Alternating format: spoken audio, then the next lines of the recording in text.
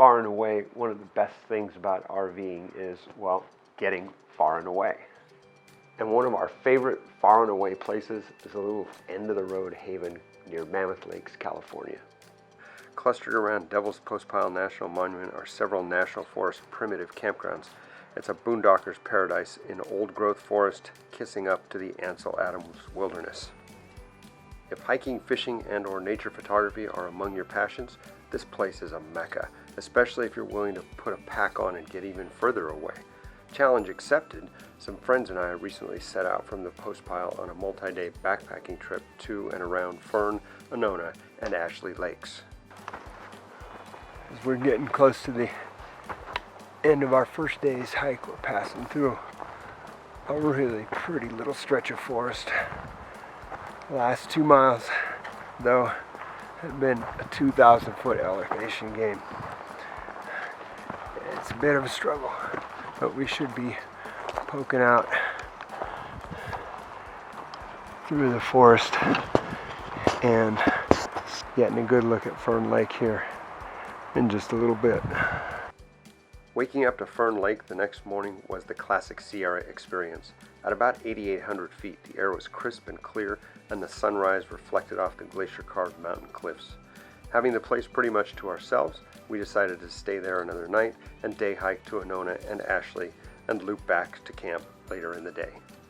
The first part of that hike would take us up and over a saddle above Fern Lake on an established trail and back down to Annona Lake at about 9,100 feet. Annona is a classic alpine lake, and even though late in the summer, still had a small snow patch on one bank. After a short break at Annona for snacks and pictures, it was back on the trail. From there to Ashley, there is no established trail, so we took a bearing on what the map said was the lowest passage. But for one semi-technical stretch near the top, glad we weren't doing that with a 40-pound pack. It was a pretty easy go to Ashley. Near the top of that pass, though, we noticed what looked like an active plume of smoke to the west and wondered if there might be a fire on the west slope somewhere. Normally about as picturesque a place as you can find, Ashley was shrouded in smoke by the time we got there. Since we were in line of sight with Mammoth Mountain, our phones could connect to the towers, and we learned the creek fire was burning near Shaver Lake, about 30 miles to the southwest. The smoke was kind of a fun sucker at Ashley, so we headed back to Fern Lake via the pack trail. By the time we got back to camp, it was becoming evident the creek fire was going to ruin our weekend. The air was thick and the sun was red. While we weren't concerned about the fire reaching us, there's nothing like a few 10,000-foot passes to create the world's best fire break.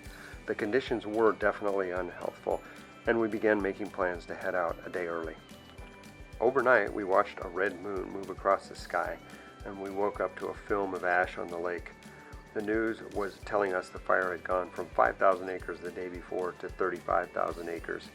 Waiting it out and hoping we could finish our loop would not be an option, so we set out for Trailhead. The hike out was a bit like a Martian expedition, with a red cast on the landscape, and it made for some interesting photos compared to our hike in 2 days before.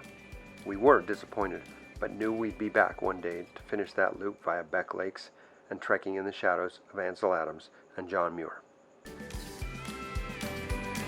And don't forget to subscribe to our channel and feel free to leave your comments below. We love to hear what you think of our videos.